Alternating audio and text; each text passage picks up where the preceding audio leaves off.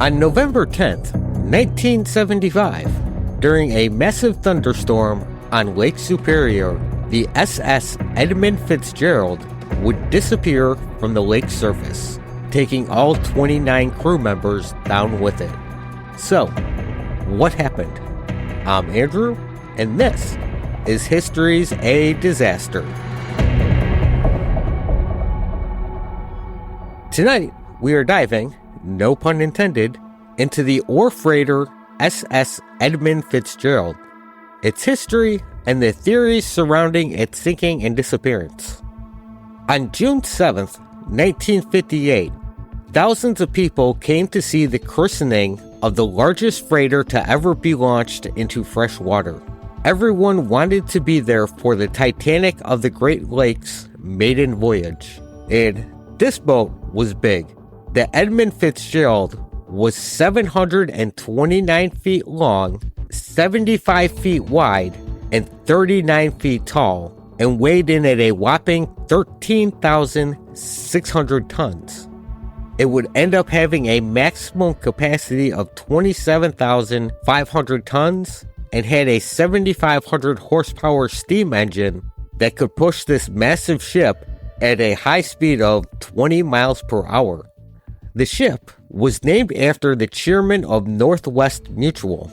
Northwest Mutual was the company that had financed the building of the ship, and the ship did not get off to a great start.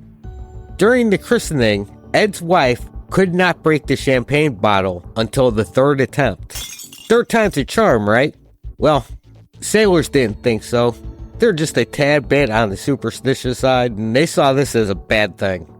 The shipyard crew fought to get the boat to release and slide into the water. When it did finally release, it went a bit out of control when it slammed into the water, launching a huge wave that drenched many of the people watching, and then it would continue to slide sideways until it slammed into a neighboring pier. And to add to this, a spectator watching had a heart attack and died when the ship hit the water. For such a shitty start, the SS Edmund Fitzgerald would have a highly successful career, hauling larger and larger loads of iron ore across the Great Lakes to meet the growing demands of American steel mills. In 17 years, she completed nearly 750 trips with over 1 million miles sailed, and she was a dream assignment for sailors and captains working the Great Lakes. She would set record after record of tonnage hauled in a single trip, with the highest record being 27,402 tons of taconite ore, which is a type of banded iron ore. She would load up from Minnesota's Iron Range near Duluth and travel to ironworks in Detroit, Toledo, and several other ports around the Great Lakes. Loading this massive ship would take 4 to 5 hours, while unloading it was a much slower process at a whopping 14 hours. For most of her long career, she would often carry company guests on her voyages. And for an ore freighter, its interior was pretty fucking fancy. With thick carpets, tiled bathrooms, with drapes over the portholes, which is funny for me to some reason. Gotta remember, it's the 60s and 70s, so fancy things were a bit different back then. And guest lounges had leather swivel chairs, and 2 staterooms were set up for passengers. And the ship had air conditioning throughout, and included a fully stocked galley and a pantry with 2 dining rooms. The pilot house had state-of-the-art equipment and a large, beautiful map room. Sounds like they didn't cheap out on this ship. Then again, it's probably because the ship's owners set it up to be the flagship of their fleet. November is a pretty shitty month for ships out on the Great Lakes. They had to deal with raging thunderstorms and bitter snowfall. 90-mile-per-hour winds and 20-foot tall waves quickly became the norm. So, if you're a sailor and got vacation time, November is the time to take it.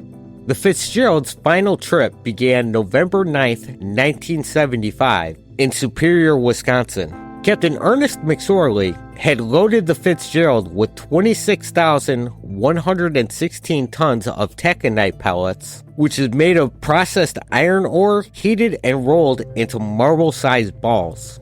At 2:30, they left Wisconsin and joined up with the Arthur M. Anderson, who was under Captain Bernie Cooper.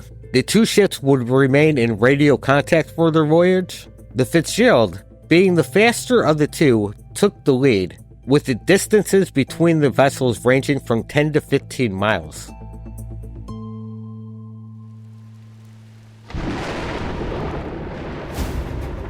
Aware of a building November storm entering the Great Lakes from the plains, Captain McSorley and Captain Cooper agreed to take the northerly course across Lake Superior, where they would be protected by highlands on the Canadian shore.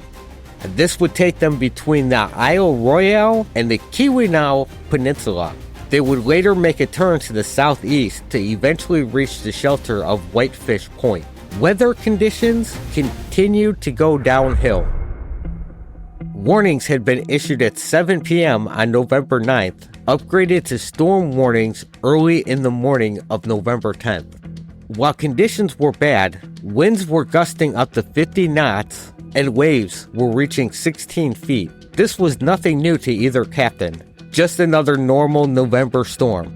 Early afternoon of November 10th, the Fitzgerald had passed Michipicoten Island and was approaching Caribou Island. The Anderson was just approaching Michipicoten, about 3 miles off the west end light. Captain Cooper maintained that he watched the Fitzgerald pass far too close to 6 Fathom Shoal to the north of Caribou Island. He could clearly see the ship and the beacon on Caribou on his radar set and could measure the distance between them. Both him and his officers watched the Fitzgerald pass right over the dangerous areas of shallow water. By this time, snow and rising spray had obscured the Fitzgerald from sight, visible 17 miles ahead on radar.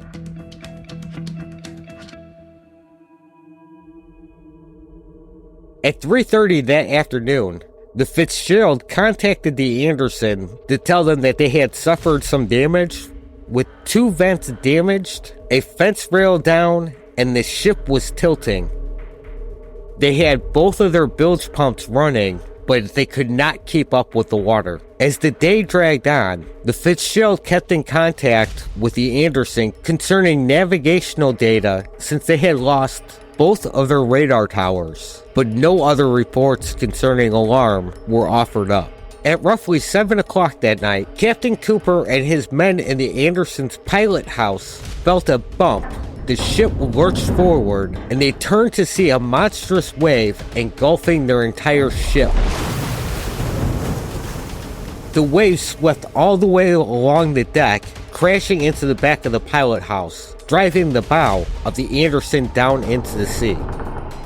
The first mate of the Anderson kept watching the Fitzgerald on the radar set to calculate her distance from some other vessels near Whitefish Point. He kept losing sight of the Fitzgerald on the radar from sea return, meaning that seas were so high they interfered with the radar reflection.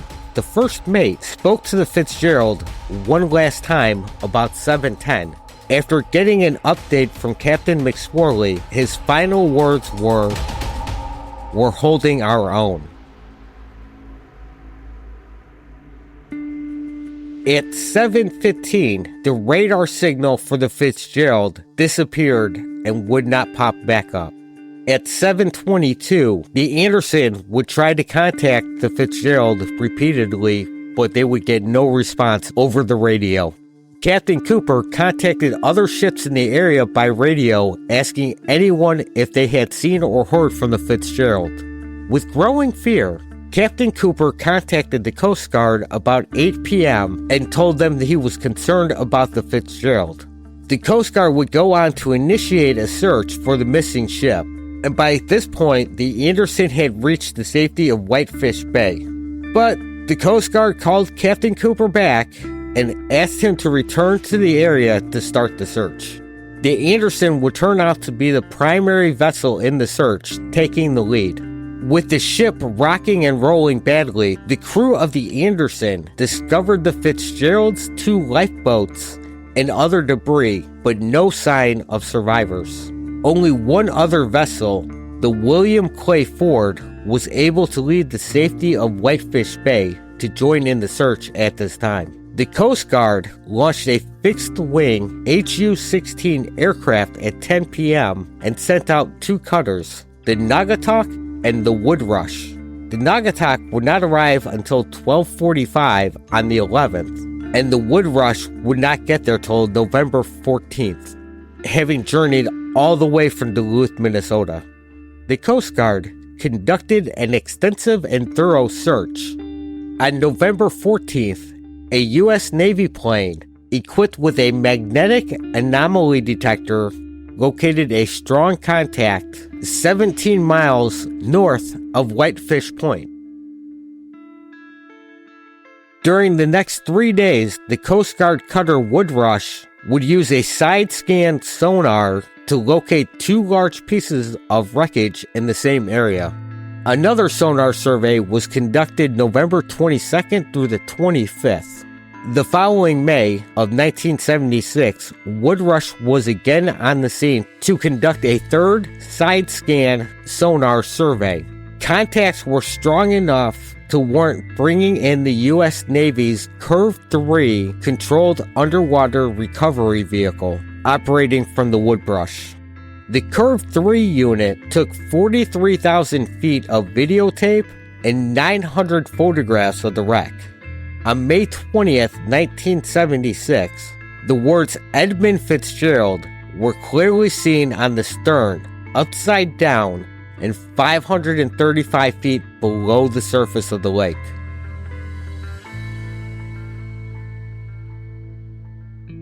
On April 15th, 1977, the U.S. Coast Guard released its official report of subject SS Edmund Fitzgerald, official number 277437, sinking in Lake Superior on November 10th, 1975, with loss of life.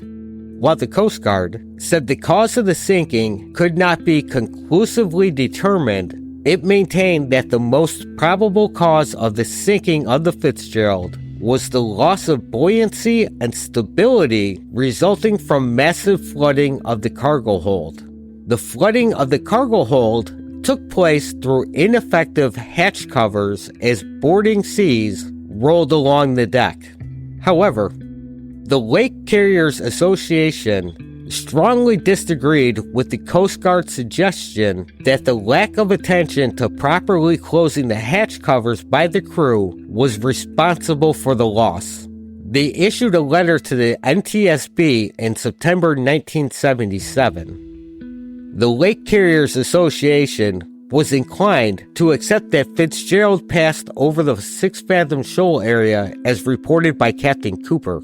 Later in a taped conversation, Captain Cooper said that he always believed McSorley knew something serious had happened to the ship as it passed over Caribou Shoal, and that he believes from that point on, McSorley knew he was sinking. In September of 1980, Jacques Cousteau's son, Jean Michel, would lead an expedition down the 535 feet to the Fitzgerald. 2 divers would use a little yellow submarine, the Calypso, to go down and film the ship, and they would learn absolutely nothing, but still put forth a theory that the ship split in 2 on the surface and sank slowly, a theory that cannot be verified in any way since no one saw the ship go down, and not a whole lot of people believe this theory either. There would end up being a lot of evidence to point that the ship broke up underneath the waves. In 1989, another expedition was launched, this time with better technology and more hope of getting answers as to what happened. They used an ROV, a remote-operated vehicle, so basically, it was an RC submarine. They got back better pictures and videos than any of the previous expeditions, but no further determinations could be found as to why it sank. But what they did find was evidence that disproved any previous theory. The way the ship was damaged was inconsistent with storm damage and more in line with damage caused by the stress of sinking. There was also still glass intact on the ship, and a pilot house door was not closed, meaning it was possible the door was opened as crew attempted to escape. In 1994, another series of expeditions began with the use of a submersible. They found evidence that when the Fitzgerald went down, it hit the bottom and slid for over 250 feet, pushing mud and clay in front of it. It is believed that as it struck bottom, the propeller kept pushing the ship forward, and eventually the torque from the propeller twisted the ship in half. One body would be discovered during these expeditions still wearing the remains of a life jacket. However, retrieving the body would have been expensive and almost impossible. Identification under the water was also just not possible either. The families of the crew decided not to even attempt to reclaim it. They preferred to leave their loved ones where they lay, and no bodies would ever be recovered from this wreck. One of the final expeditions in 1995 was to retrieve the ship's 200-pound bronze bell. They would bring it up and it would be replaced with a replica bell with the names of the crewmen inscribed in it. The bell is now on display in the Great Lakes Shipwreck Museum at Whitefish Point as a memorial. Canada would eventually pass laws declaring the Edmund Fitzgerald and other similar shipwrecks a watery grave and stopped all diving in the area. With no further dives allowed, we will probably never know exactly what happened to the Edmund Fitzgerald. We are just left with the theories to the largest Great Lakes shipwreck. And unlike similar wrecks, the sinking of the Fitzgerald would never really fade away thanks to Gordon Lightfoot's ballad about the sinking. The song would become extremely popular in the 70s, hitting number 1 and number 2 on multiple music charts, including the Billboard Top 100. And that was the sinking of the SS Edmund Fitzgerald. Thanks for listening, and if you liked the show, please consider leaving a rating or review on your app of choice. And you can reach the show at historiesadisaster@gmail.com, or follow us on social media at historiesadisaster on Facebook, Instagram, and a few others. And don't forget, share the episode, because sharing is caring, and if there was more caring in the world, maybe history wouldn't be a disaster. Thanks and goodbye.